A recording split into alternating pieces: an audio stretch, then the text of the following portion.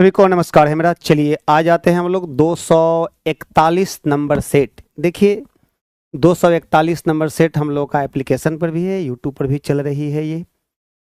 तो लीजिए आज शानदार सेशन का हम लोग आगाज करते हैं। 40 क्वेश्चन के साथ हम लोग आ जाते हैं। पहला क्वेश्चन देखिए क्या कह रहा है। बहुत अच्छा सवाल है, बहुत अच्छा सवाल है ये। पहला क्वेश्चन पढ़ लीजिए और आराम से प्यार से जवाब दे दीजिएगा।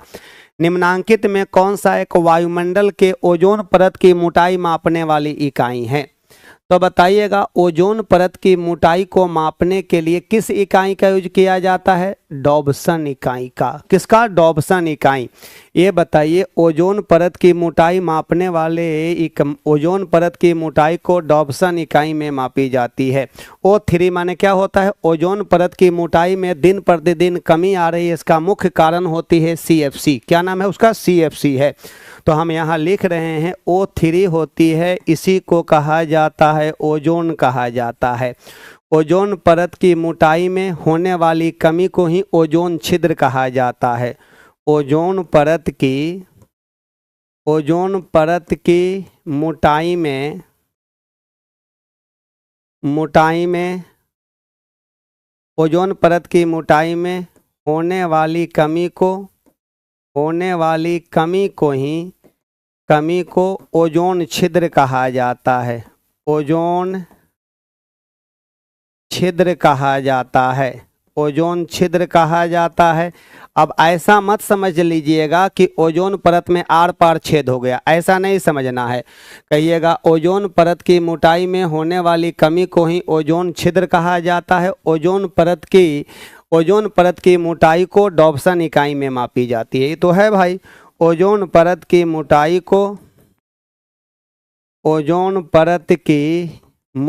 को डॉब्सन इकाई में मापी जाती है। डॉब्सन इकाई में, किस में? डॉब्सन इकाई में मापी जाती है। डॉब्सन इकाई में मापी जाती है, मेजरमेंट की जाती है इसका। तो ये इसका जवाब तो बन गया। एक बात बताइएगा, ओजोन परत की मोटाई में कमी लाने वाला मुख्य कारक कौन होती है? CFC होती है, क्लोरोफ्लोरोकार्बन होती है। कौन होती है? CFC क्लोरोफ्लोरोकार्बन होती है। अब यहाँ देखिए नॉट के बारे में दिया हुआ है। नॉट क्या है? आपका गति की इकाई होती है। समुद्री जहाज की गति को नॉट में मापा जाता है। और एक नॉट जो है ना, नॉट गति की इकाई है। गति की इकाई है ये हमारा। नॉट गति की इकाई है। और याद रखिएगा, एक नॉट बराबर होती है 1852 मीटर बटा घंटा कह देते हैं। मीटर बटा घंटा। एक नॉट बराबर 1852 मीटर पर घंटा। और प्वाइज क्या होती है? तो कहिएगा कि प्वाइज जो होती है श्यानता की इकाई होती है। श्यानता गुणांक का नाम सुने हैं ना? श्यानता गुणांक जो होती है ना, श्यानता गुणांक यहाँ लिख दिया जाए। श्यानता गुणांक की बात करते हैं। कोफिशिएंट ऑफ विस्कोसिटी कहा जाता है। इसको ईटा से दिखलाया जाता है। ईटा से दिखाया जाता है। ईटा से दिखाते हैं इसको। क्या चीज से? ईटा से दिखाया जाता है। इसको ईटा से दिखाया जाता है। इसका जो होती है SI मात्रक जो होती है, SI यूनिट जो होती है पास्कल गुने सेकेंड होती है। लेकिन इसका प्रायोगिक मात्रक जो होती है प्वाइज होती है। प्रायोगिक मात्रक जो होती है प्वाइज होती है। प्वाइज POIAC प्वाइज। और 1 पास्कल सेकेंड बराबर 10 प्वाइज के बराबर होती है। ये भी याद रखेंगे। 1 पास्कल गुने सेकेंड बराबर 10 प्वाइज के बराबर होती है। 10 प्वाइज के बराबर। ये बातें समझ लीजिए आप लोग। अब यहाँ समझना है क्या कहा जाएगा कि श्यानता गुणांक को ईटा से दिखलाया जाता है। SI मात्रक होती है पास्कल गुने सेकेंड। SI मात्रक पूछेगा तो पास्कल गुने सेकेंड। लेकिन प्रायोगिक मात्रक इसका प्वाइज होती है। और 1 पास्कल गुने सेकेंड बराबर 10 प्वाइज। इसका मतलब ये होती है कि प्वाइज छोटा है और पास्कल गुने सेकेंड क्या है? बड़ा यूनिट होती है। आपके प्रश्न का सही जवाब हो गया B नंबर ऑप्शन। समझ गए ना? B नंबर ऑप्शन सही जवाब हो गया। लाजवाब आंसर। अगले नंबर पर आ जाते हैं। निम्न कथन पर तथा उसके निकाले गए निष्कर्ष पर विचार कीजिए और बताइए कि कौन सा निष्कर्ष सही है। कौन सा निष्कर्ष सही है? कह रहा है, कथन में कह रहा है कि भरी हुई गाड़ी को चलाने में उसे चलमान रखने के लिए आवश्यक ताकत से अपेक्षाकृत अधिक ताकत से धक्का देना पड़ता है। मतलब कहने का मतलब यहाँ देखिए, देखिए अगर कोई गाड़ी है, लोडेड गाड़ी है, तो लोडेड गाड़ी अभी नहीं चल रहा है, रुका हुआ है, तो शुरू में उसको ज़्यादा लगाना पड़ता है, ताकत की कम लगाना पड़ता है। तो शुरू में ज़्यादा ताकत लगाना पड़ता है, इसलिए लगाना पड़ता है कि शुरू में उसको घर्षण बल के विरुद्ध काम करना पड़ता है गति में लाने के लिए, क्योंकि वहाँ स्थिर घर्षण बल काम करता है। कौन बल? स्थिर घर्षण बल काम करता है। और स्थिर घर्षण बल जो होती है ना, वो हमारा अधिक होती है गतिक घर्षण बल से। तो हम कह सकते हैं यहाँ पर, ये बताइएगा, घर्षण बल की बात करते हैं। घर्षण बल में यहाँ पर कह दीजिएगा फ्रिक्शनल फोर्स की बात करते हैं, घर्षण बल की बात करते हैं, एफएफ की बात करते हैं। तो ये देखिएगा, तो एक होता है स्थिर घर्षण बल और एक होता है हमारा गतिक घर्षण बल होती है। और याद रखेंगे, गतिक में भी दो तरह का होती है, एक होती है सर्पी घर्षण बल और एक होता है लोटनिक घर्षण बल। तो इतनी की जरूरत नहीं है, लेकिन हम बता रहे हैं इतना। देखिए ये दोनों में, इसको कहते हैं स्टैटिक फ्रिक्शनल फोर्स कहते हैं। तो शुरू में रुका हुआ है ना, तो रुका हुआ है तो बताएंगे स्थिर जो घर्षण बल होती है ग्रेटर देन, क्या बोलिएगा, गतिक घर्षण बल से ज्यादा, यहाँ पर ये ज़्यादा होती है। तो शुरू में जब गाड़ी रुका हुआ है तो स्थिर घर्षण बल वहाँ पर ज़्यादा है, और जब वो गति में आ जाएगा तो कम बल लगाना पड़ेगा ना। तो यही बात है, किसी चलमान वस्तु का भार कम होता है। भार से क्या मतलब है यार, यहाँ पर प्रारंभ में पहिए फिसलने लगते हैं, गलत हो गया यहाँ पर। एक बार गाड़ी चल पड़ने के बाद घर्षण कम होता है। हाँ सही बात तो है, क्योंकि स्थिर घर्षण बल ज़्यादा होती है, गतिक घर्षण बल क्या होती है, कम होती है। सही जवाब सी नंबर है। सही दिखाई दे रहा है ना ये। लीजिए अगले नंबर पर आ जाते हैं। अगला सवाल देखिए क्या कह रहा है आपका, सही कथन का सिलेक्शन करना है, सही कथन को चुनना है। लाल प्रकाश का तरंग दैर्ध्य बैगनी प्रकाश से कम होती है। लाल प्रकाश का तरंग दैर्ध्य देखिए, तो ये दृश्य प्रकाश के लिए कह रहा है, किसका तरंग दैर्ध्य ज्यादा है, किसका तरंग दैर्ध्य कम होती है।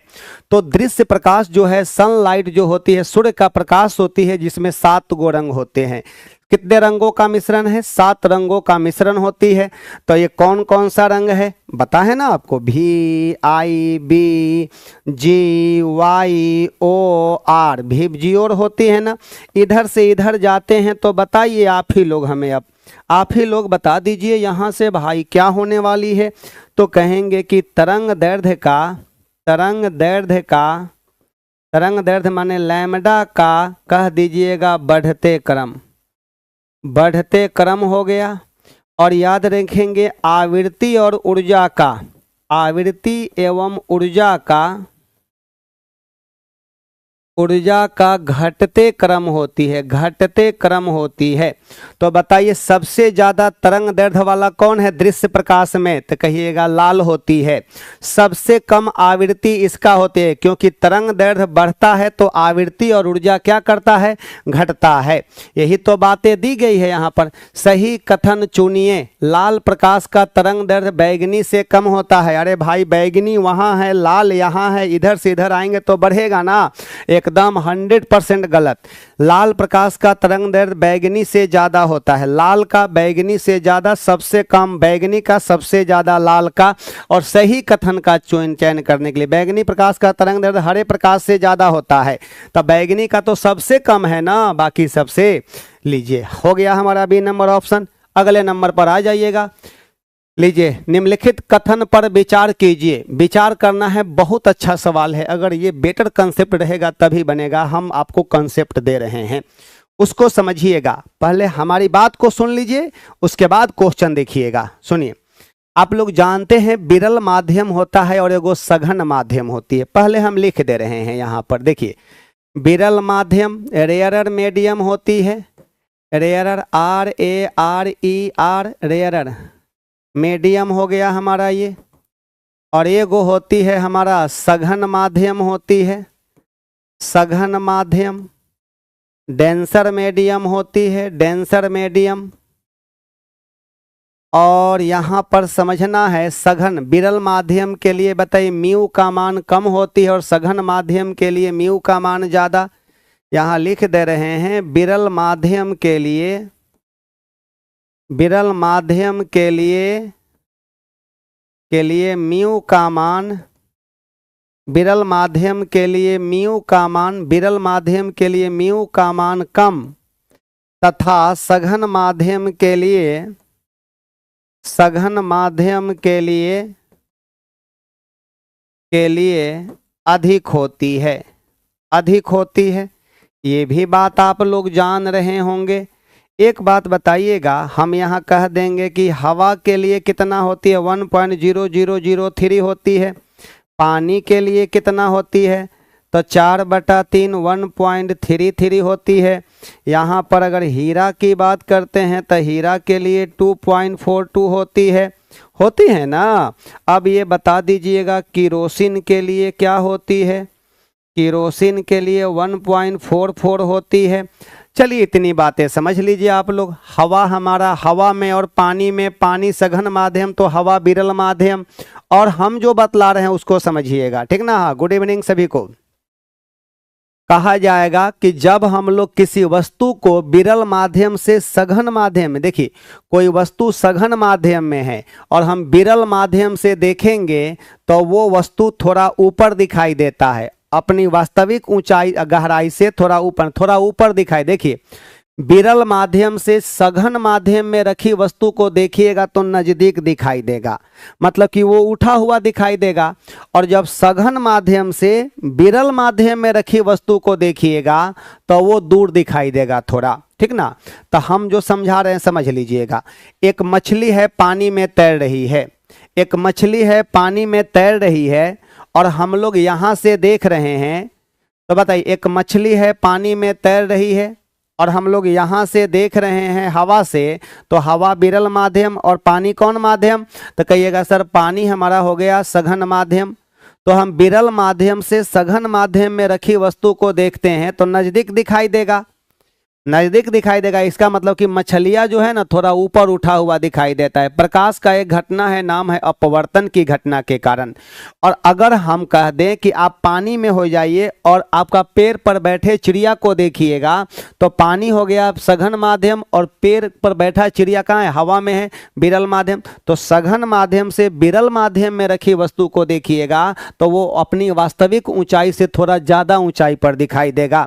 तभी ना हम लोग कहते हैं कि सूर्य हो गया, तारे हो गया, यहाँ से जब हम लोग देखते हैं तो यहाँ पर वायुमंडल ज़्यादा है तो ये हो गया हमारा सघन माध्यम। कौन माध्यम, सघन माध्यम हो गया। और ऊपर जाएंगे तो बताइए विरल माध्यम हो गया ऊपर। जैसे जैसे जैसे यहाँ वायुमंडल ज़्यादा है तो सघन, इसके ऊपर वाला कौन है, विरल, फिर ये सघन, इसके ऊपर वाला क्या है, विरल। तो जब वहाँ पर है सूर्य तारे चंद्रमा है तो हम लोग जब यहाँ से देखते हैं सघन माध्यम से विरल माध्यम की में रखी वस्तु को तो वो थोड़ा ऊपर दिखाई देगा, ऊपर दिखाई देगा। और वही कॉन्सेप्ट यहाँ पर है, बता दीजिए हमको, हमने जो बताया वही कॉन्सेप्ट है यहाँ पर। जब यदि कोई व्यक्ति पानी भरी बाल्टी में पड़े एक सिक्के को देखता है तो उसे सिक्का अपनी वास्तविक स्थल के अपेक्षा निकट लगेगा। तो बताइए उसे सिक्का अपने वास्तविक स्थल के अपेक्षा निकट लगेगा। सही जवाब है कि निकट लगेगा, उठा हुआ दिखाई देता है। यदि जल के अंदर कोई व्यक्ति जल तल से ऊपर एक सिक्का को देखता है, यदि जल के अंदर से कोई व्यक्ति जल तल से ऊपर एक सिक्का को देखता है, तल से ऊपर किसी सिक्का को देखेगा तो सिक्का यहाँ है लेकिन दिखाई देगा थोड़ा ऊपर, तब तो सिक्का अपने वास्तविक स्थल के अपेक्षा अधिक ऊंचाई पर लगेगा। दोनों सही है, तो कौन सा सही है, तो कह दीजिएगा कि सर 1 और 2 दोनों का दोनों क्या है हमारा सही है। राइट ऑप्शन इज 1 और 2 दोनों हो जाएगा, बोथ हो जाएगा। समझ गए ना बात, एकदम बातें समझ गए होंगे आप। लीजिए अगले नंबर पर आते हैं, परम शून्य ताप क्या है? तो कहिएगा परम परम ताप का मतलब होता है कि केल्विन में, और केल्विन में शून्य टेम्परेचर कह रहा है, तो 0 केल्विन होती है या -273 डिग्री सेल्सियस, यही होती है। इसी को कहते हैं परम शून्य ताप कहते हैं, परम शून्य ताप कहा जाता है। परम शून्य ताप, परम ताप का मतलब टेम्परेचर इन केल्विन में, तो केल्विन में टेम्परेचर है लेकिन वैल्यू क्या है? शून्य है, तो हम लोग 0 केल्विन कहेंगे। या किसी भी वस्तु का, यह कहिएगा या किसी भी वस्तु का, या किसी भी वस्तु का न्यूनतम संभव तापमान होती है, न्यूनतम संभव तापमान है, संभव तापमान है, या किसी भी वस्तु का न्यूनतम संभव तापमान है, इससे कम टेम्परेचर संभव नहीं है। याद रखेंगे इस तापमान पर किसी भी गैस का आयतन शून्य हो जाता है। कहिएगा गैसों का आयतन, गैसों का आयतन जो होती है, आयतन बराबर शून्य हो जाती है। इस तापमान पर किसी भी गैस का आयतन क्या होती है? शून्य हो जाती है, 0 हो जाती है इसी तापमान पर। तो बताएंगे क्या होगा? कहिएगा किसी भी तापमान पैमाने का आरंभिक बिंदु, गलत हो गया, क्या इनिशियल पॉइंट है वो? आपका LFP है, लोअर फिक्स पॉइंट है। सैद्धांतिक रूप से न्यूनतम संभव तापमान हो गया, बी नंबर ऑप्शन सही है हमारा ये। लीजिए अगले नंबर पर आ जाइएगा, ध्वनि, वायु में ध्वनि तरंगे होती है, वायु में कह रहा है, तो हवा में ध्वनि तरंगे अनुदैर्ध्य होती है। हवा में ध्वनि तरंगे क्या होती है? अनुदैर्ध्य होती है। और अनुदैर्ध्य तरंग जो होती है संपीड़न और विरलन के रूप में चलती है। संपीड़न वाले स्थान पर दाब और घनत्व क्या होती है? ज़्यादा होती है, आयतन कम होती है। और विरलन वाले स्थान पर दाब और घनत्व, हमारा दाब और घनत्व जो होती है कम होती है, और आयतन क्या होती है? ज्यादा होती है। ये एकदम सब का सब पॉइंट क्वेश्चन है आपके लिए, ठीक है। तो बताइए हवा में ध्वनि तरंगे होती है क्या? अनुदैर्ध्य होती है, लॉन्गिट्यूडनल होती है, और क्या विद्युत चुंबकीय होती है? नहीं नहीं नहीं, गलत हो जाएगा। कौन नंबर आंसर हो गया? एकदम सही जवाब हो गया। अगले नंबर पर आते हैं, ध्वनि तरंग का सबसे तीव्र प्रगमन होती है।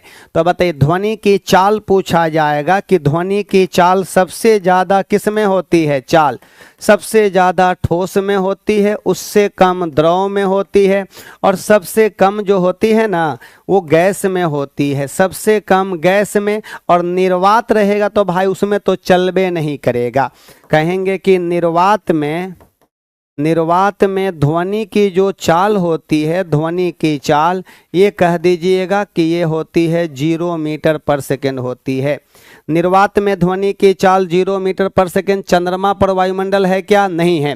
और जब चंद्रमा पर वायुमंडल नहीं है तो क्या वहाँ ध्वनि जाएगा? नहीं जाएगा। यही कारण है कि चंद्रमा पर हमें ध्वनि सुनाई नहीं देती है। अगर मानकर चला जाए कि चंद्रमा पर एक बम विस्फोट करता है तो कितने समय के बाद में आपको सुनाई देगा?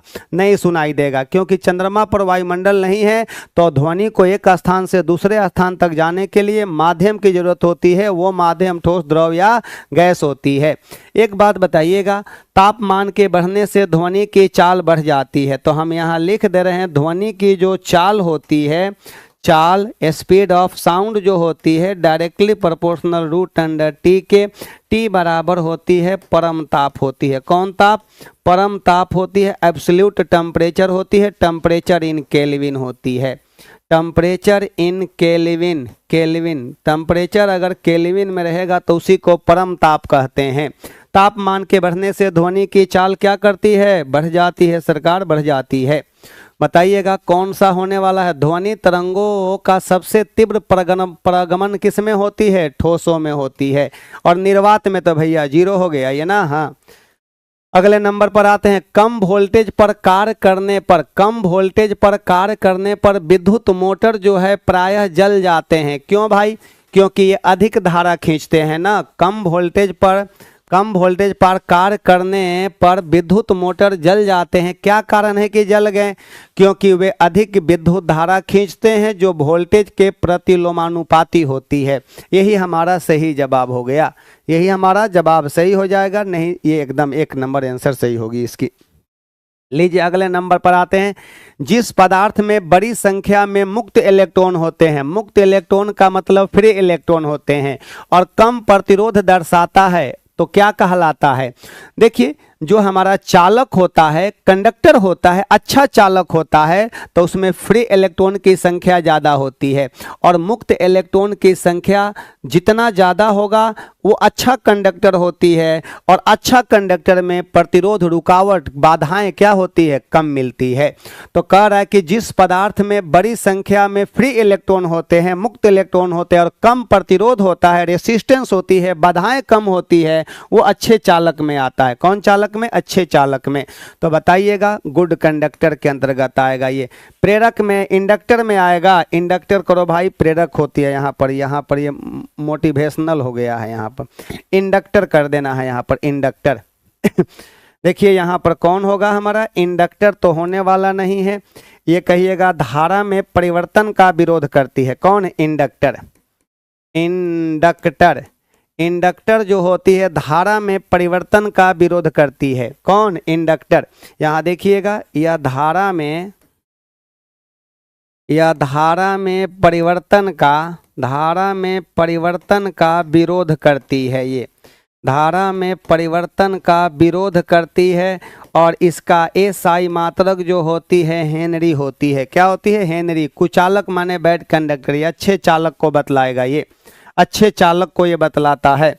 अगले नंबर पर आते हैं। परमाणु बम का कार्यकारी सिद्धांत। सुनिए, परमाणु बम का कार्यकारी सिद्धांत यूरेनियम का नाभिकीय विखंडन है, और हाइड्रोजन बम का कार्यकारी सिद्धांत क्या है?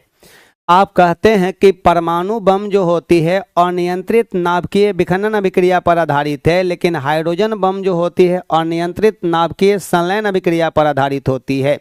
और नाभिकीय संलयन अभिक्रिया की बात करेंगे तो ये जो होती है इस पर आधारित है हमारा हाइड्रोजन बम। कौन बम? Hydrogen bomb.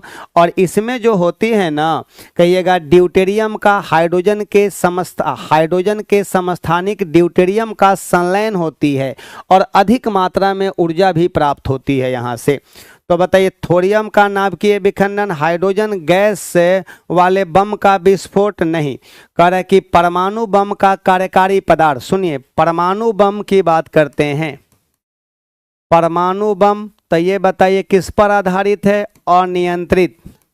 अनियंत्रित जो लिख रहे हैं उस पर ज्यादा ध्यान दीजिएगा। अनियंत्रित नाभिकीय विखंडन अभिक्रिया, नाभिकीय विखंडन अभिक्रिया पर आधारित है। विखंडन अभिक्रिया, अनियंत्रित नाभिकीय विखंडन अभिक्रिया पर आधारित है हमारा, ये आधारित है, ये आधारित। और ये बताइएगा, परमाणु बम की बात करते हैं, परमाणु बम की बात करते हैं, हाइड्रोजन बम, यहाँ पर कह दीजिएगा हाइड्रोजन बम की बात करते हैं। हाइड्रोजन बम, तो ये किस पर आधारित है? तो कहिएगा अनियंत्रित नाभिकीय संलयन अभिक्रिया पर आधारित है। नाभिकीय संलयन अभिक्रिया पर आधारित है, अभिक्रिया पर आधारित होती है। और बताइए, नाभिकीय संलयन अभिक्रिया में आपका दो हल्का हल्का नाभिक संयुक्त होकर एक भारी और अस्थायी नाभिक का निर्माण करता है, और इसमें हाइड्रोजन का रूपांतरण। एक बात बताइएगा, सूर्य और तारों में ऊर्जा का स्रोत क्या होती है? नाभिकीय संलयन ही होती है। और नाभिकीय संलयन, सूर्य और तारों में ऊर्जा का स्रोत नाभिकीय संलयन होती है, और सूर्य के अंदर हाइड्रोजन का रूपांतरण किस में होता है? हीलियम में होती है। अब ये भी लिख दीजिएगा, सूर्य और तारों में, सूर्य एवं तारों में ऊर्जा का स्रोत, ऊर्जा का जो स्रोत होती है, ऊर्जा का स्रोत जो होती है नाभिकीय संलयन अभिक्रिया, नाभिकीय संलयन अभिक्रिया होती है, नाभिकीय संलयन अभिक्रिया होती है। सूर्य और तारों में ऊर्जा का ये जो हमारा संलयन अभिक्रिया है, अभी तक इसको कंट्रोल नहीं किया गया है, अभी तक इसको नियंत्रित नहीं किया गया है। और याद रखेंगे, हाइड्रोजन बम इसी पर आधारित है। तो ड्यूटेरियम का नाभिकीय संलयन होती है, थोरियम का नहीं, ड्यूटेरियम का, हाइड्रोजन के समस्थानिक ड्यूटेरियम H12 का। लीजिए अगले नंबर पर आ जाते हैं। अगला हमारा ये सेट 241 से 260 तक, माने कि 20 सेट का ये सफर हम लोगों को तय करनी है। लीजिए दूरदर्शन प्रसारण में चित्र संदेशों का संचरण होती है, तो बता दीजिएगा इसका सही जवाब कौन सा होने वाला है। एक बार और बताए थे ये क्वेश्चन, तो आप लोगों को एक बार और बताया गया था, एक बार और आप लोगों को इस क्वेश्चन को बताए थे, और फटाफट बतला दीजिएगा कौन सा आंसर आने वाली है इसका। एक बार और इस सवाल को बताया गया था आप लोगों को, आपका आयाम मॉडुलन की आवृत्ति मॉडुलन।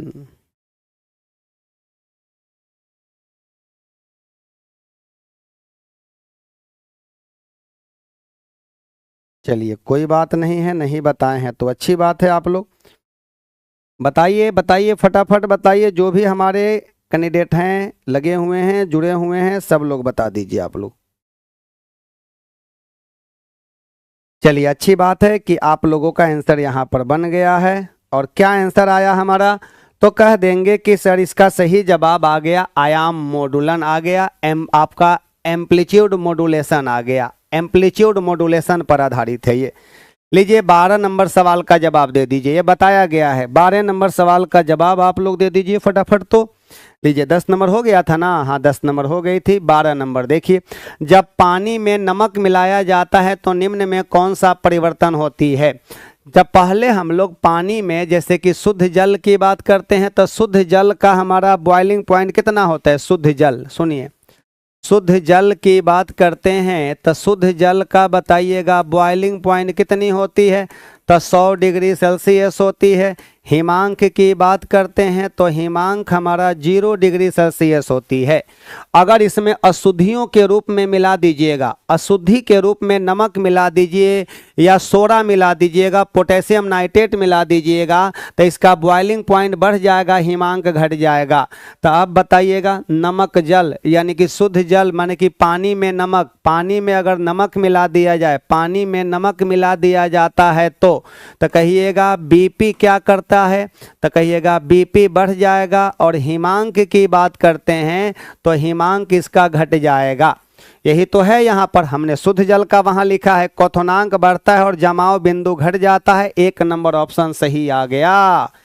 लीजिए क्वथनांक बढ़ेगा, जो पानी 100 पर उबलता था अब वो 100 से डाउन पर हो जाएगा, आपका 100 से ज़्यादा पर माने बढ़ जाएगा अधिक, और जो पानी 0 पर जमता था अब 0 से कम पर हो जाएगा।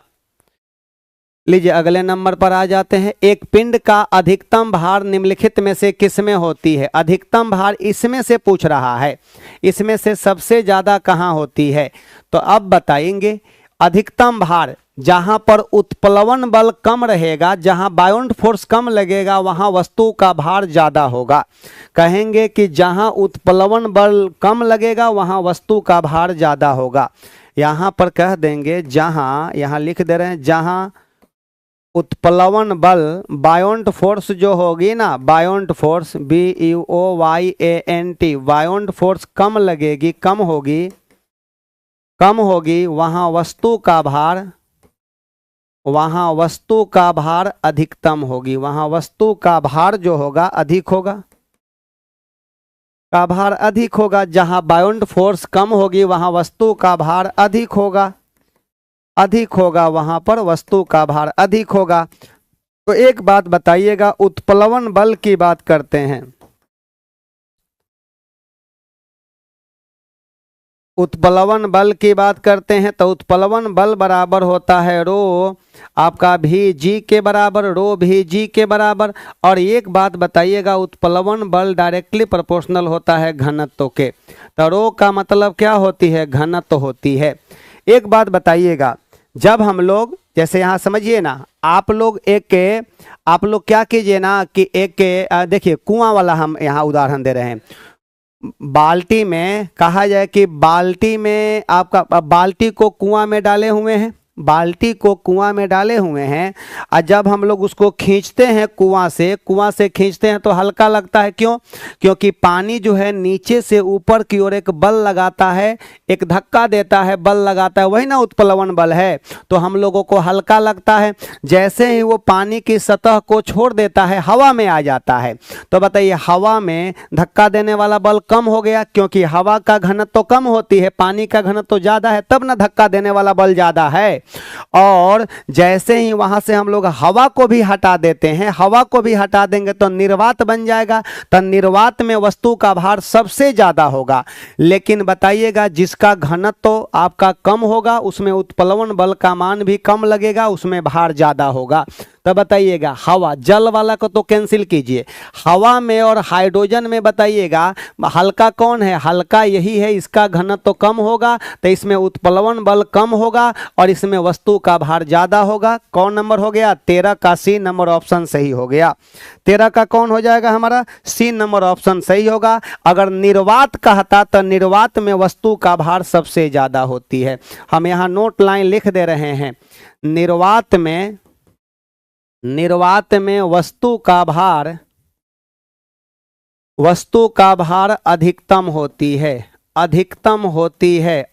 होती है। अगर निर्वात रहता ना तो निर्वाते आंसर लेकर चल जाते हैं हम लोग। लेकिन ये बताइएगा हवा में और हाइड्रोजन में इसका घनत्व तो कम है, तो घनत्व तो कम होगा तो उत्प्लवन बल का मान भी कम रहेगा, धक्का देने वाला बल का मान भी कम लगेगा और वस्तु का भार इसमें सबसे ज्यादा देखने को मिलेगा। बहुत अच्छा सवाल था ये, बहुत अच्छा सवाल, ठीक ना।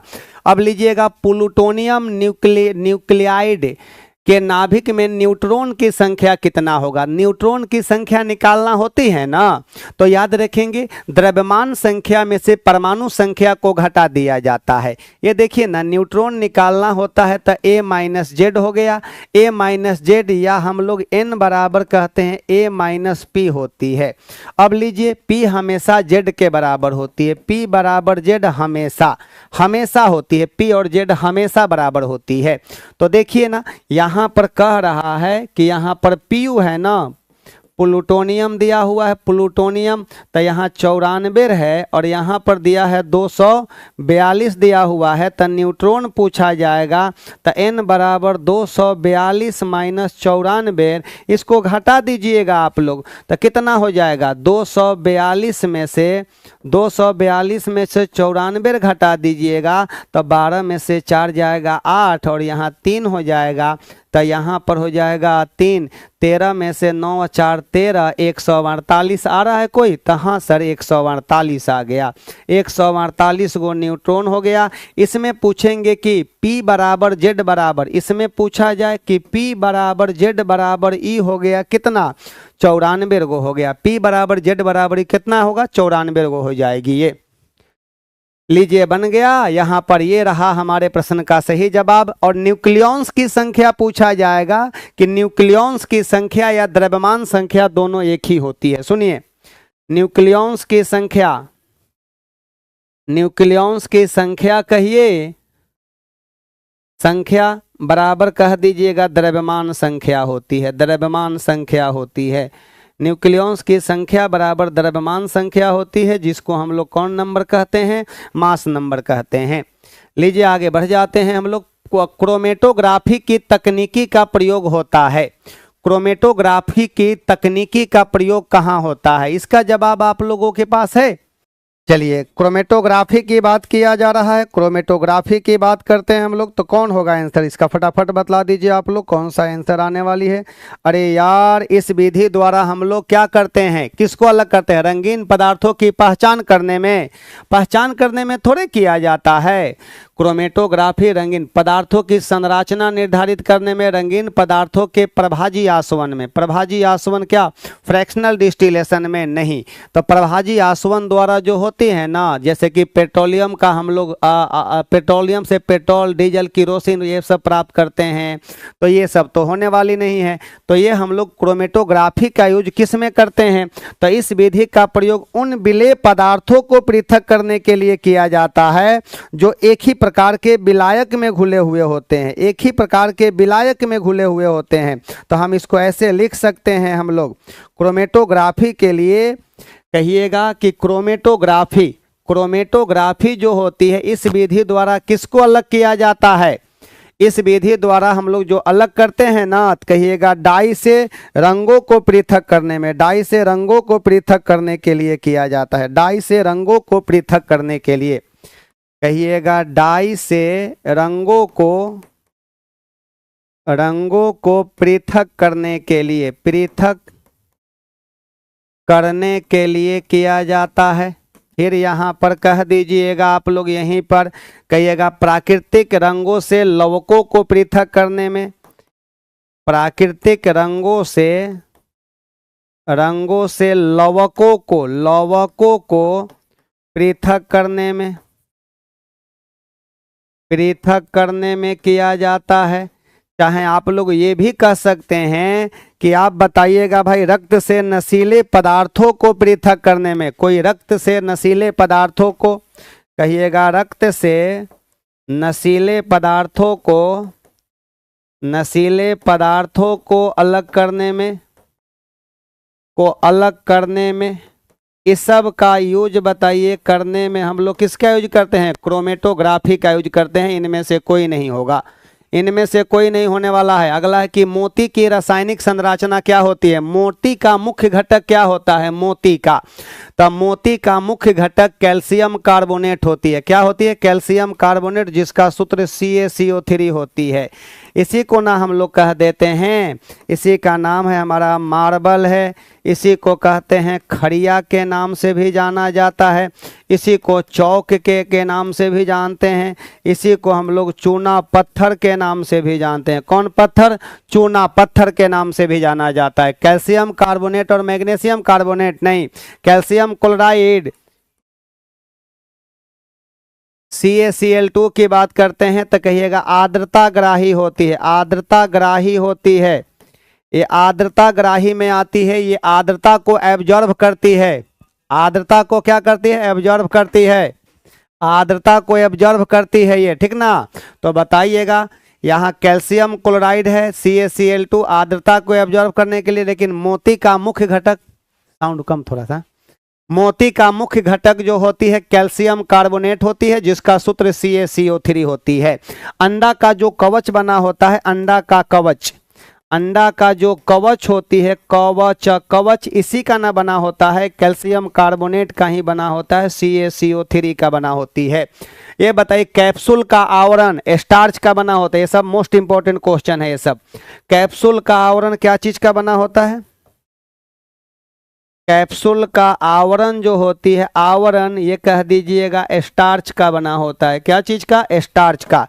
तो ये तीनों क्वेश्चन आपसे पूछता है, VVI क्वेश्चन में है।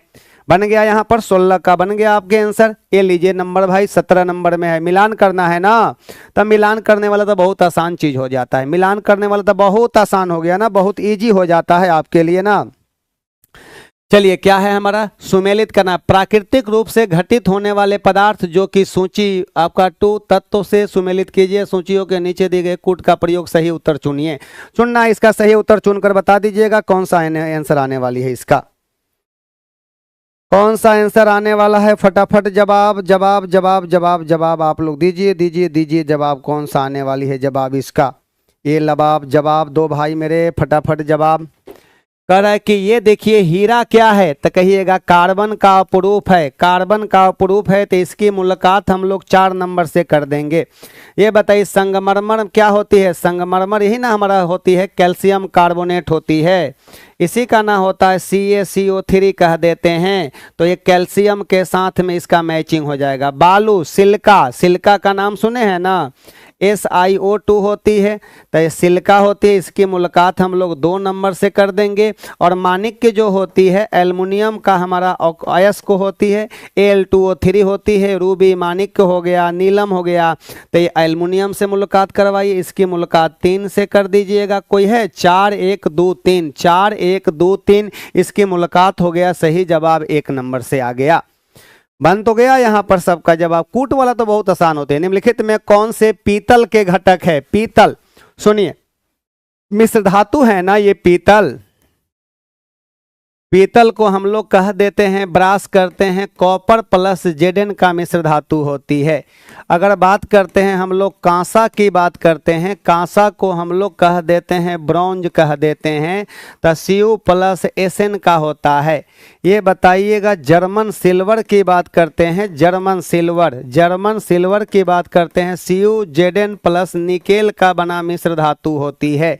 ये बताइएगा रोल्ड गोल्ड की बात करते हैं, सब लिख दे रहे हैं, रोल्ड गोल्ड की बात करते हैं तो कॉपर प्लस एल्युमिनियम होती है। इसी को तो कहते हैं कृत्रिम सोना, इसी का नाम है कृत्रिम सोना का नाम से जाना जाता है। झूठा सोना अलग होता है भाई मेरे, अरे भाई झूठा सोना अलग होता है। Fe2 जो होती है आयरन पैराइड्स होती है, आयरन PYRITES, इसको कह देते हैं झूठा सोना कहा जाता है। झूठा सोना या बेवकूफ़ों का सोना कहा जाता है, ये अलग हो गया। तो बताएंगे पीतल क्या है, पीतले के बारे में ना पूछ रहा है, जस्ता और तांबा, जस्ता और तांबा का बना मिश्र धातु होती है। बताइएगा कौन होगा, लोहा और जस्ता? नहीं, तांबा और निकेल एकदम नहीं हो जाएगा। ये बताइए जर्मन सिल्वर नाम है, लेकिन सिल्वर है इसमें, सिल्वर नहीं है इसमें, 0% होती है। लीजिए अगले नंबर पर आ जाते हैं, अधोलिखित युग्मों में कौन सही सुमेलित नहीं है? पायरीन हमारा होती है ना, आपका CTC होती है, कार्बन टेट्रा क्लोराइड CCl4 होती है, और इसका उपयोग बिजली से लगी आग को बुझाने के लिए किया जाता है। बिजली से लगी आग को बुझाने के लिए किया जाता है,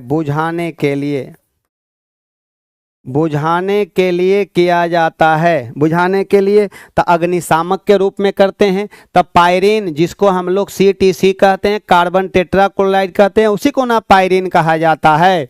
इसका उपयोग बिजली से लगी आग को, सुमेलित नहीं है तो सुमेलित है भाई। सल्फर डाइऑक्साइड वर्षा जल के लिए जिम्मेवार होती है। फ्लोरीन युक्त बहुलक, ये गलत हो गया। फ्लोरीन क्या है तो कहिएगा कार्बन का अपरूप है, ये कार्बन का अपरूप है ये हमारा, और इसका सूत्र होती है C60 होती है। इसी को तो कहते हैं बकमिंटर फ्लोरीन, बकमिंटर, ये देखिए भाई बकमिंटर फ्लोरीन कहते हैं, इसी को C60 कहते हैं, बकमिंटर फ्लोरीन के नाम से जानते हैं। बकमिंटर फ्लोरीन या भूगर्भीय ग्लोब के नाम से जानते हैं। कार्बन का अपरूप है, ये सुमेलित हमारा नहीं है। 3 नंबर ऑप्शन हो गया ना ये। लीजिए अगला नंबर आ गया, क्या है अगला? गहरे समुद्र के गोताखोर निम्नलिखित में से किस एक गैस मिश्रण का उपयोग करते हैं? तो कहिएगा कि आपका देखिए गोताखोर जो होती है, जो समुद्र के नीचे डुबकी लगाता है, तो ज़्यादा गहराई के लिए जो होता है ना, हीलियम के साथ आपका ऑक्सीजन के साथ हीलियम, और कम गहराई के लिए नाइट्रोजन यूज करता है। तो बताइएगा अधिक गहराई के लिए हीलियम, कहिएगा अधिक गहराई के लिए हमारा हीलियम यूज करता है, अधिक गहराई के लिए,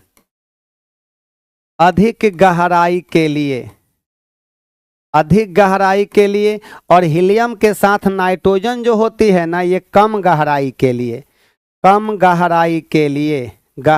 लिए यूज करता है। तो कौन होने वाला है? 1 नंबर ऑप्शन सही होगा भाई। ज़्यादा गहराई के लिए ना, गहरे समुद्र में लिखा हुआ है, गहरे समुद्र में, तो कम गहराई के लिए बताइएगा हमारा आपका ऑक्सीजन, और क्या हमारा देखिए अधिक गहराई के लिए, चलिए इसको रहने दीजिए ना, तब कंफ्यूजन हो जाएगा आप लोगों को, हटा दीजिएगा।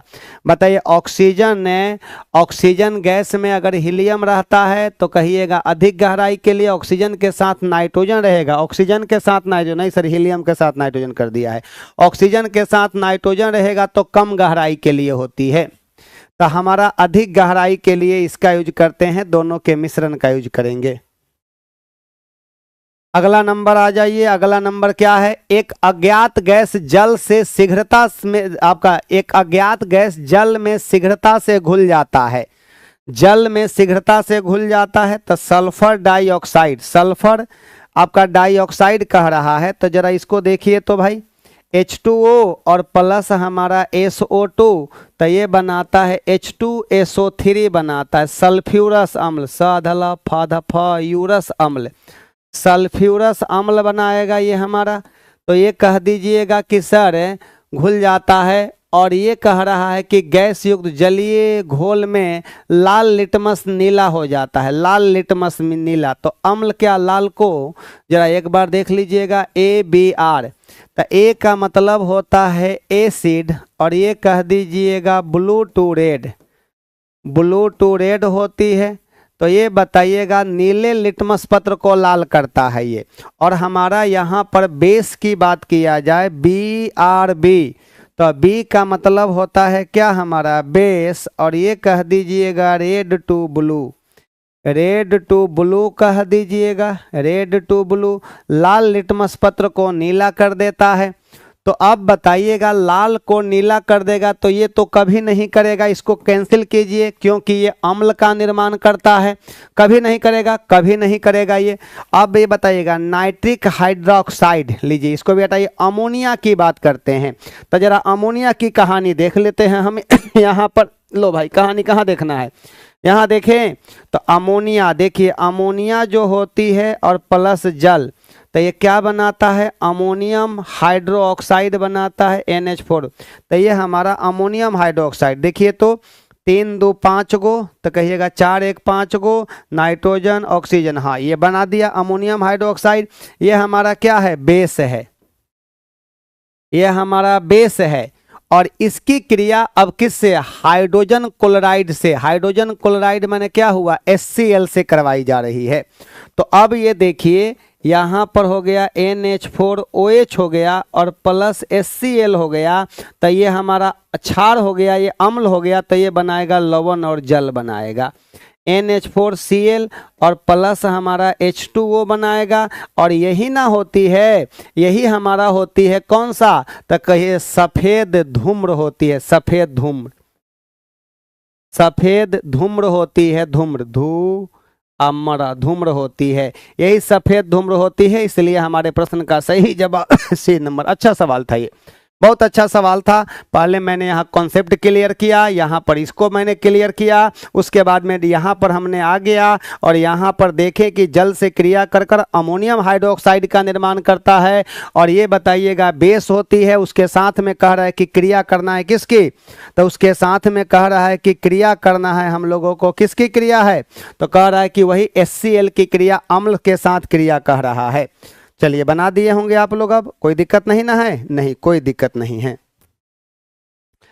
लीजिए अगले नंबर पर आ जाते हैं भाई। अमोनिया हो गया आंसर हमारे प्रश्न का, सही जवाब 22 नंबर सवाल में आइएगा।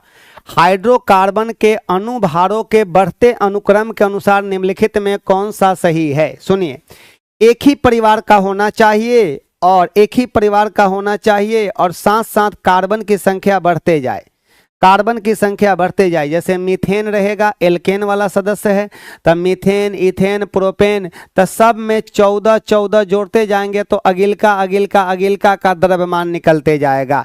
एक ही घर का सदस्य होना चाहिए, सब में एगो का निकाल लीजिए और उसमें 14 जोड़ते चले जाइएगा। कोई कोई ऐसा भी हो सकता है एगो घर छोड़कर दूसरा होगा, दूसरा छोड़कर तीसरा, ऐसा भी हो सकता है। तो देखिए मीथेन हो गया, इथेन हो गया, प्रोपेन हो गया, ब्यूटेन हो गया। तो दम सीक्वेंस में यहाँ propane, butane, 3 carbon 4 carbon, 2 carbon 1 carbon, नहीं सर गलत हो गया, 3 कार्बन है sorry 4 carbon 2 carbon 3 carbon 1 carbon, गलत। ये नंबर हमारा सही होगा। कैसे देखिएगा, मीथेन हो गया, C2H हमारा 6 हो गया, C3H8 हो गया और C4H10 हो गया। तो बताइएगा इसका नाम क्या हो गया, तो कहिएगा मीथेन हो गया। यहाँ पर क्या हो गया हमारा, इथेन हो गया। यहाँ पर क्या हो गया, प्रोपेन हो गया। और यहाँ पर क्या हो गया, तो ब्यूटेन हो गया।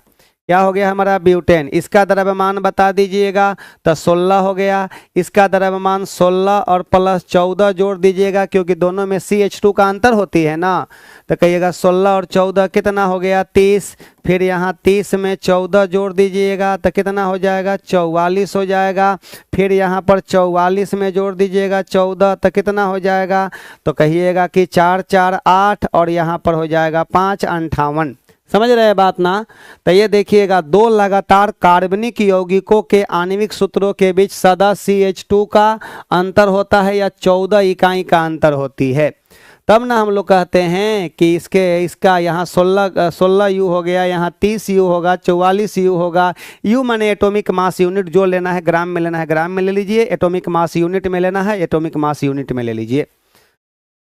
लीजिए अगले नंबर पर आ जाइएगा। प्राकृतिक रबर निम्नलिखित में से किस एक का बहुलक है? प्राकृतिक रबर जो होती है आइसोप्रीन का बहुलक होता है। क्या चीज का? आइसोप्रीन का। लिख दें तो प्राकृतिक रबर जो होती है, प्राकृतिक रबर जो होती है, रबर आइसोप्रीन का बहुलक होती है। आइसोप्रीन, आइसोप्रीन का सूत्र C5H8 का बहुलक होती है। बहुलक होती है, बहुलक माने पॉलीमर होती है आइसोप्रीन। प्राकृतिक रबर किसका है भाई? आइसोप्रीन का बहुलक होती है। आइसोप्रीन का सूत्र क्या होता है? C5H8। और इसका अनुभार आप लोग बता दीजिएगा कि अनुभार इसका क्या होने वाला है। अगला क्वेश्चन यहीं से आएगा। तो अनुभार हो जाएगा, एक कार्बन का 12 होता है, 5 गो का 12 पचे 60 और एक हाइड्रोजन का 1 बराबर 68 कह दीजिएगा। यही ना है। तो क्या होगा? आइसोप्रीन का बहुलक होती है। C नंबर ऑप्शन सही हो गया। आपका एथिलीन का, अरे भाई मेरा एथिलीन से हम लोग पॉलीथीन बनाएंगे, बहुत सारे एथिलीन को जोड़कर पॉलीथीन बनाया जाता है, लेकिन हम लोगों का पूछ रहा है प्राकृतिक रबर किसका बहुलक है, तो आइसोप्रीन का बहुलक होती है। लीजिए अगले नंबर पर आते हैं। निम्नलिखित में कौन सा युग्म सुमेलित नहीं है? सुमेलित नहीं है। एस्कॉर्बिक एसिड नींबू में, फॉर्मिक अम्ल लाल चींटी मधुमक्खी नेटल इत्यादि के डंक में, ठीक है। एसिटिक अम्ल दही में, गलत हो गया, दही में गलत हो गया ना। ये इंग्लिशों में देखिए गलती ये दिले है, यहाँ पर इंग्लिश में हटा दीजिए, यहाँ पर ये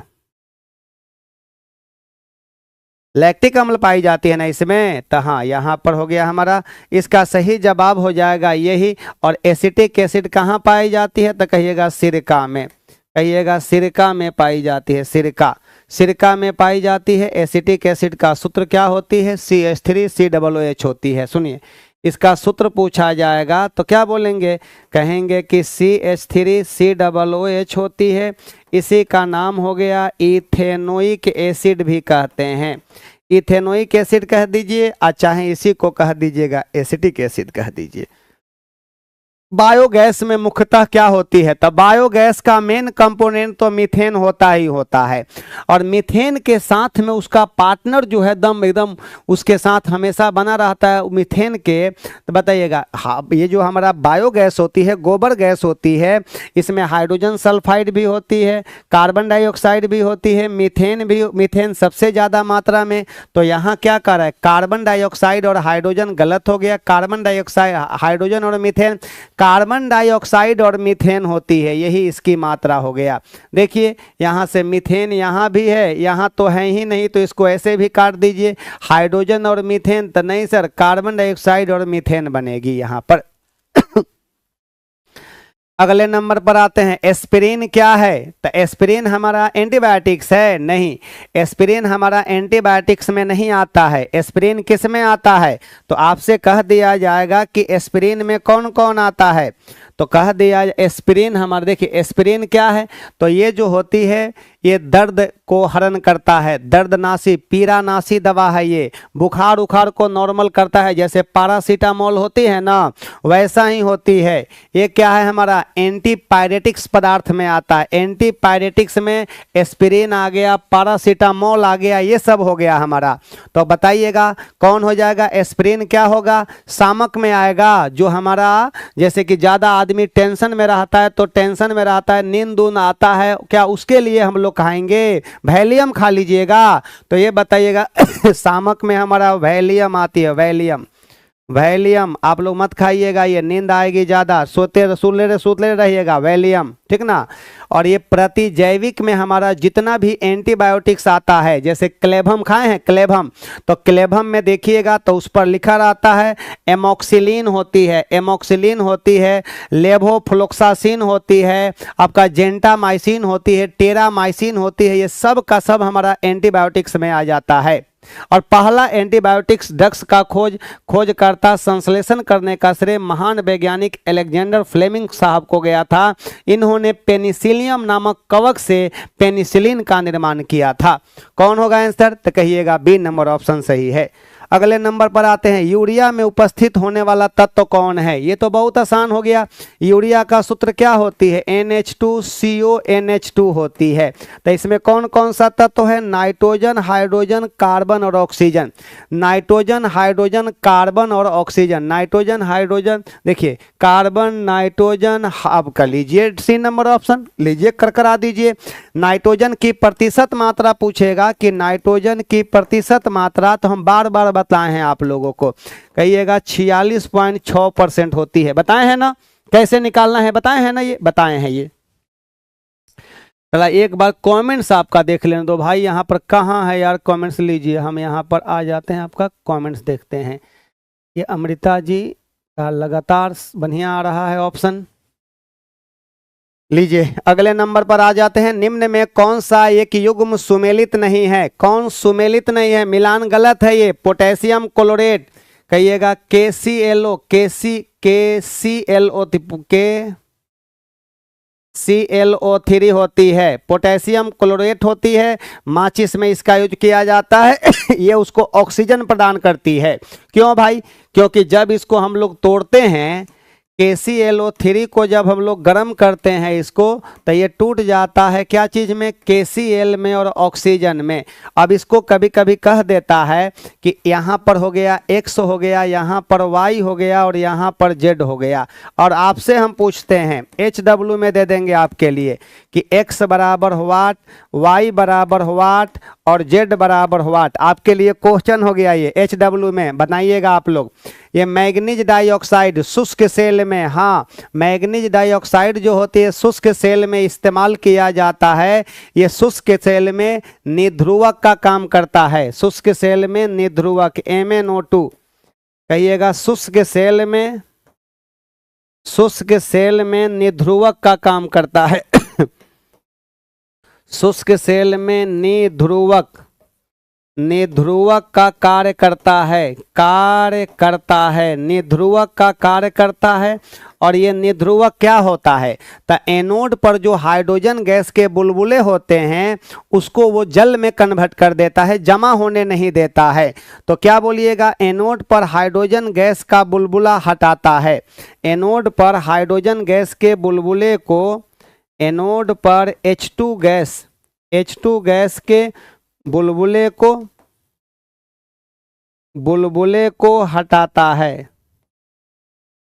उसको जले में कन्वर्ट कर देता है। कहते लाओ हटाओ, आने तो भैया जमा हो जाएगा हाइड्रोजन गैस का बुलबुला, तो सेल कमजोर पड़ जाएगा, डिस्चार्ज वाला समस्या आ जाएगी वो। ठीक है, तो याद रखेंगे सेल में निध्रुवक का काम करता है, नन पोलराइजेशन का काम करता है, नन पोलराइजिंग एजेंट के रूप में। हाइड्रोक्लोरिक अम्ल संचायक सेल में अरे यार गलत हो गया, संचायक सेल में हम लोग यूज करते हैं H2SO4 का प्रयोग करते हैं। तनु सल्फ्यूरिक अम्ल का यूज करते हैं, तनु H2SO4 का। हाइड्रोक्लोरिक अम्ल हमारे पेट में होती है, उदर में होती है। कहाँ पर? तो कहिएगा पेट में, स्टोमक में होती है ये, स्टोमक में होती है ये। कहाँ पर? तो स्टोमक में पाई जाती है। ये गलत हो गया मिलान। और ये बताइए, दोनों बातें बहुत इंपॉर्टेंट बात है, अच्छा क्वेश्चन है ये। लीजिए, त्रिकोष्ठकीय हृदय किसमें पाया जाता है? त्रिकोष्ठकीय 3 चैम्बर वाला स्तनधारियों में कौगो होती है? 4 चैम्बर होती है। उभयचर में 3 गो चैम्बर होती है। पक्षी में कौगो चैम्बर होती है? 4 गो चैम्बर होती है। तो कह रहा है कि 3 चैम्बर वाला हार्ट किस में होती है? उभयचर में होती है, एम्फीबियंस में होती है। जैसे मेढक हो गया, कितने चैम्बर? 3 चैम्बर। मछली में पूछा जाएगा तो मछली में हमारा 2 गो होती है, मछली में 2 गो। जितने भी स्तनधारी होते हैं कितने चैम्बर होते हैं? कहिएगा 4 चैम्बर होते हैं उसका हार्ट। ऊपर वाले का नाम क्या है? तो कहिएगा अलिंद नाम है। नीचे वाले का नाम क्या है? तो निलय नाम है। ऊपर वाले का अलिंद, नीचे वाले का निलय नाम है। लीजिए अगला है, जीन क्या है? अरे भाई जीन क्या है? तो कहिएगा सर जीन क्रोमोजोम के ऊपर होता है। किसके ऊपर? क्रोमोजोम के ऊपर होती है। और ये जीन जो होती है ना, क्रोमोजोम के ऊपर होती है और DNA का खंड होती है। किसका खंड है? तो DNA का खंड होती है जिसका नाम है जीन, और DNA का एक भाग होती है कि डीएनए का खंड होती है, कहिएगा डीएनए का खंड होती है जिसका नाम क्या है, जीन नाम है। जीन नाम है, डीएनए का खंड होती है जिसको जीन कहा जाता है। और जीन के बारे में तो और आप लोग बता सकते हैं, आनुवांशिक पदार्थ है हमारा। कौन पदार्थ है, आनुवांशिक पदार्थ है। आनुवांशिक, आनुवांशिक पदार्थ में हमारा आता है जिसका नाम क्या हो गया, जीन हो गया। आनुवांशिक पदार्थ में आता है और जीन का डीएनए का खंड होती है, एंजाइम के माध्यम से कार्य करता है। कहिएगा एंजाइम के माध्यम से कार्य करता है। इंपॉर्टेंट पॉइंट लिख रहे हैं, कार्य करता है, एंजाइम के माध्यम से ये काम करता है। कौन, किसके माध्यम से, एंजाइम के माध्यम से कि हार्मोन के माध्यम से, सरकार एंजाइम के माध्यम से ये काम करता है। ठीक है, हाँ ये सब याद रखिएगा, ये सब क्वेश्चन छपेगी यार, एग्जाम में छपेगी जो हम लिख रहे हैं वो सब। बताइएगा डीएनए, बता जीन की बात करते हैं तो जीन जो होती है, वायरस में जीन डीएनए या आरएनए से बना होता है, ये भी याद रखना है। वायरस में जीन डीएनए या आरएनए से बना होता है, लेकिन यूकैरियोटिक में ये डीएनए से बना होता है। क्या चीज से, डीएनए से बना होता है। अगले नंबर पर आ जाते हैं, अगला नंबर देख लेना है यहाँ पर। अल्फा केरेटीन एक प्रोटीन है, एक दिन और बताए थे, त्वचा में पाई जाती है। अल्फा केरेटीन एक प्रोटीन है जो रक्त में पाई जाती है। रक्त में तो बहुत प्रोटीन पाई जाती है, एल्बुमिन प्रोटीन पाई जाती है, प्रोथ्रोम्बिन होती है, फाइब्रिनोजिन होती है, तो बहुत तरह का प्रोटीन होती है, एल्बुमिन होती है। तो ये बताइएगा त्वचा में, ऊन में नहीं, त्वचा में पाई जाती है। अल्फा केरेटीन प्रोटीन की बात किया जा रहा है, ये वाला मिलान करना है आपको। बताइएगा टाइलिन एंजाइम कहाँ पर पाई जाती है, टाइलिन जो होती है लार में पाई जाती है, लार में पाई जाती है। और यहाँ पर बताइए कार्बोहाइड्रेट का पाचन की क्रिया कहाँ शुरू होती है, लार से ही शुरू होती है ना, लार से ही शुरू होती है। और यही ना हमारा स्टार्च को माल्टोस में कन्वर्ट करता है। तो ये कार्बोहाइड्रेट को पचाता है, स्टार्च को माल्टोस में कन्वर्ट करता है। इसकी मुलाकात दूध से करवा दीजिएगा, ठीक है। और ये बताइए पेप्सिन बताइए क्या करता है, प्रोटीन का पाचन करता है, ये प्रोटीन का पाचन करता है। तो इसकी मुलाकात हमारा देखिए, ये स्टार्च को पचाता है, प्रोटीन का पाचन करता है। इसकी मुलाकात 3 से करवा दीजिएगा, किससे, 3 से करवा दीजिएगा इसकी मुलाकात। तो लीजिए 3 से मुलाकात हो गई इसकी। अब हम आते हैं वसाओं के, देखिए अब ये रेनिन के, ऑक्सीटोसिन का नाम सुने हैं ना, ऑक्सीटोसिन, इसी को ना लेबर पेन हार्मोन कहते हैं। और स्मूथ मसल माने कि मर्सिन पेशियों में संकुचन प्रेरित करता है। संकुचन प्रेरित करता है मतलब क्या, माने कि आपका ये जो हमारा मसल होती है, मसल में सिकुड़ाव पैदा करता है। तो किसके, तो कहिएगा कि मसल में सिकुड़ाव का मतलब हुआ कि ये गर्भाशय की दीवार को संकुचित करता है। और जो हमारा जो ये आपका बर्थ कैनाल होता है उसको फैलाता है, बर्थ कैनाल को फैलाता है, गर्भाशय की दीवार को आपका सिकुड़ाता है ताकि महिलाओं में पेन हो और वो चाइल्ड बर्थ में सुविधा पैदा माने कि प्रदान करे। एक तरह से देखा जाए तो महिलाओं में जितना पेन होती है उतना अच्छा है, क्योंकि हम लोग ऑक्सीटोसिन को ही ना लेबर पेन हार्मोन के नाम से जाना जाता है, लव हार्मोन भी कहा जाता है, लेबर पेन हार्मोन भी कहते हैं। तो एक दिन और बताए थे ये, तो आप लोग इसकी मुलाकात 5 से करवाइएगा। और बच गया 2, 3, 5, देखिए तो 2, 3, 5, ये सी का मतलब हो गया कि हमारा 1 नंबर से होगा। रक्त में आपका, रक्त में क्या है, एंजियोटेंसिनोजेन। अब बताइए रक्त में एंजियोटेंसिनोजेन को आपका एंजियोटेंसिन में बदलता है। हाँ सही बात है, ये करता है, यही करता है, रेनिन करता है। अब वो नहीं समझ लीजिएगा, रेनिन एंजाइम जो दूध में पाए जाने वाले प्रोटीन का पाचन करता है। ये यहाँ पर ये हो गया, रक्त में मुख्य काम इसका यही है, 1 नंबर इसका काम है। 2, 3, 1, 5, 2, 3, 1, 5, 1 नंबर होगा आंसर। मिलान करने वाला तो आराम से मिला दीजिएगा। कार्बन मोनोऑक्साइड विषाक्तता निम्नलिखित में से किसको मुख्यतः प्रभावित करती है, किसको मुख्यतः प्रभावित करती है ये बता दीजिए, इसका जवाब दे दीजिए आप लोग तो फटाफट। पहले आप लोग, कार्बन डाइऑक्साइड विषाक्तता मुख्यतः किसको प्रभावित करती है, जवाब मिल रही है इसका, नहीं मिल रही है क्या, चलिए नहीं मिल रही है आपको तो मिलना तो पड़ेगा ही भाई, जवाब तो देना ही पड़ेगा आपको किसी ना किसी रूप से। कौन होगा आंसर इसका? जल्दी जल्दी फटाफट बता दीजिए, झटाझट बतला दीजिए भाई, आप लोग प्यार से बतला दीजिए, ऐसे नहीं बताइएगा तो पिटाई करेंगे आपका हम। क्या होने वाला है 33 नंबर का? अरे रे रे भाई, 33 नंबर का कौन होने वाली है? तो कहिएगा कि सर ये जो है ना, कार्बन मोनोऑक्साइड विषाक्तता निम्नलिखित में से किसको मुख्यतः प्रभावित करती है? पाचन क्रिया को? तो कहिएगा सर ब्लड को ना प्रभावित करेगा, ब्लड सर्कुलेशन को ना प्रभावित करेगा, लीवर की कार्यशीलता को, किडनी की कार्यशीलता को, तो इनमें से कोई नहीं होगा। कार्बन मोनोऑक्साइड जो होती है आपका ये जो होती है ना, कार्बन मोनोऑक्साइड ब्लड सर्कुलेशन के साथ में जो ऑक्सीजन का परिवहन होता है, ऑक्सीजन के ब्लड सर्कुलेशन के साथ ऑक्सीजन के परिवहन को प्रभावित करती है। ये कौन हो जाएगा? तो कहिएगा कि एकदम ए नंबर ऑप्शन सही होगा इसका। प्रतिजेन, एंटीजेन क्या है? तो एंटीजेन जो होती है एंटीबॉडी का निर्माण करता है।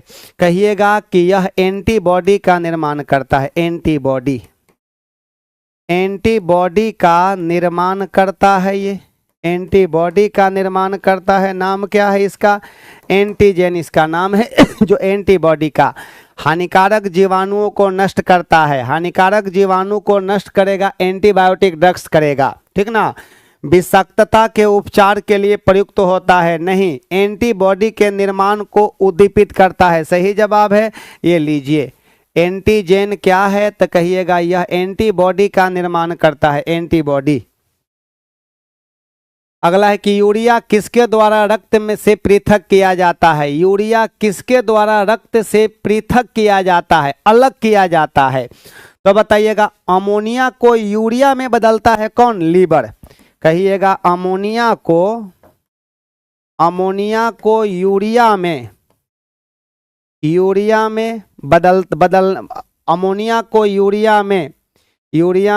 अमोनिया को यूरिया में लीवर बदलता है। लीवर अमोनिया को यूरिया में बदलने वाला देखिए ऐसे कर दीजिए ना, भाषा में थोड़ा लिख दीजिएगा। अमोनिया को यूरिया में बदलता है, देखिए ऐसे कर दीजिए। लीवर अमोनिया को लीजिए, हटाइए। लीवर अमोनिया को यूरिया में बदलता है कौन साइकिल द्वारा? तो कहिएगा ऑर्नेथिन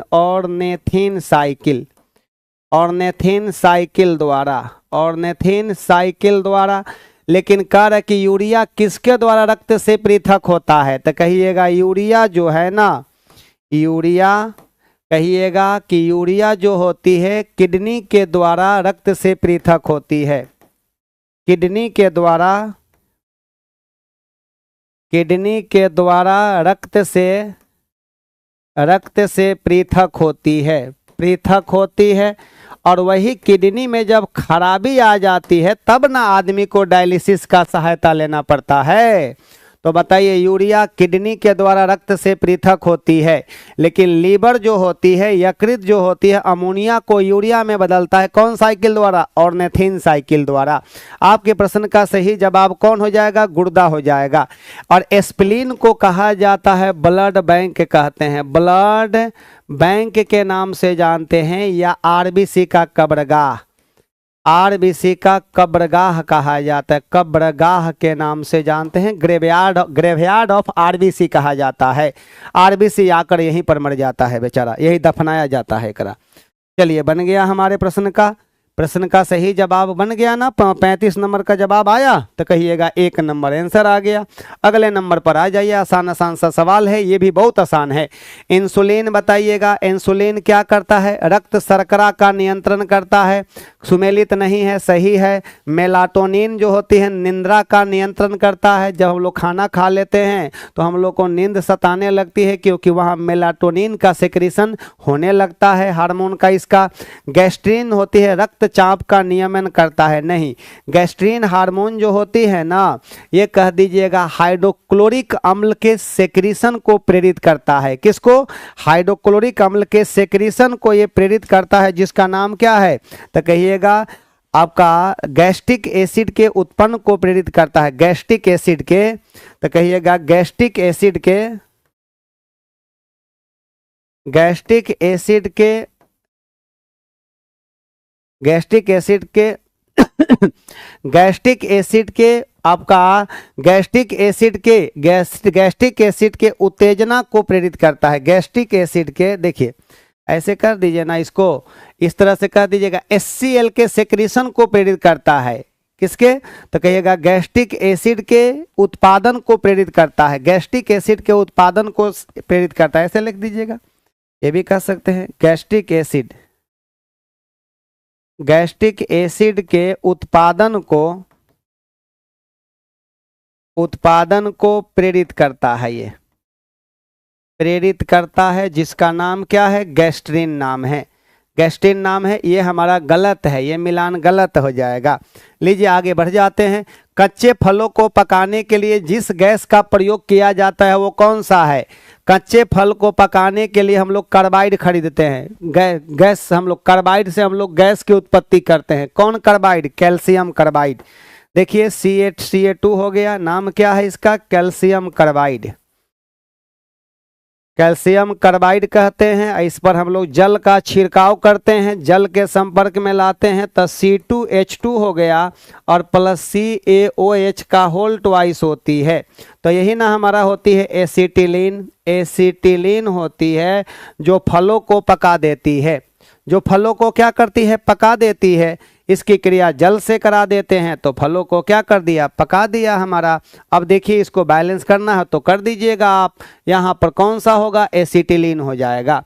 अगले नंबर सवाल का जवाब दे दीजिएगा। सूची 1 को सूची 2 से मिलान करना है।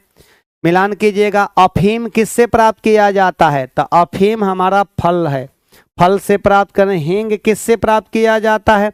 तो हींग हम लोग जड़ से प्राप्त करेंगे। रबर किससे प्राप्त किया जाता है? तो तना को काट कर, तना से। और कुनैन किससे होती है? तो छाल से प्राप्त किया जाता है। कोई ऐसा ऑप्शन है क्या हमारा? तो कह दीजिएगा कि 3 2 4 1। 3 2 4 1 हो गया हमारा। पहला ही कूट सही आ गया। तो क्या नंबर आने वाला है इसका?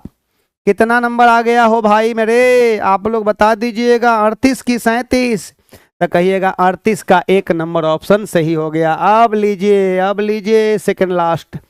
पौधे नाइट्रोजन को किस रूप में ग्रहण करते हैं? पेड़ पौधे जो होती है वायुमंडल के नाइट्रोजन गैस को डायरेक्ट ले लेते हैं? नहीं, पहले उसको नाइट्रेट आयन में बदलते हैं। क्या चीज में? नाइट्रेट आयन में नाइट्राइट आयन में।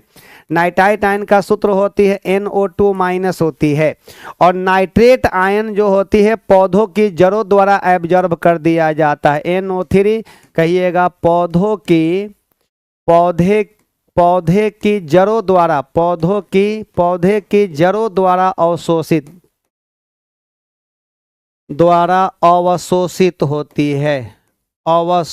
होती है। चलिए ये तो हो गया क्लियर। पौधे की जड़ों द्वारा अवशोषित होती है, यही हमारा हो गया। एकदम नहीं सही जवाब, एकदम सही जवाब आ गया। और आज की आखिरी सवाल गुड नाइट सवाल। गुड नाइट क्वेश्चन है आप लोगों का। ये गुड नाइट क्वेश्चन है, इसका जवाब दे दीजिए। गुड नाइट क्वेश्चन को गुड नाइट की तरह जवाब दे दीजिएगा। बता दीजिए भाई, गुड नाइट सवाल है ये। पौधों द्वारा ली गई विकिरण ऊर्जा निम्न परिणाम देती है। पौधों द्वारा ली गई विकिरण ऊर्जा जो होती है क्या करती है? तब प्रकाश संश्लेषण की क्रिया में जल का ऑक्सीडेशन होता है। और बताइएगा CO2 का अवकरण होती है। प्रकाश संश्लेषण की क्रिया में लिख रहे हैं हम यहाँ पर, प्रकाश संश्लेषण की क्रिया में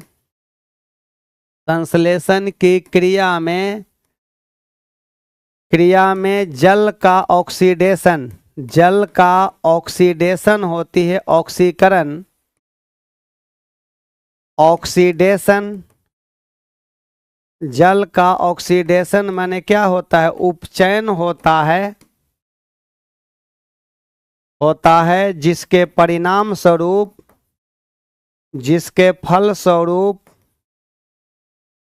ऑक्सीजन प्राप्त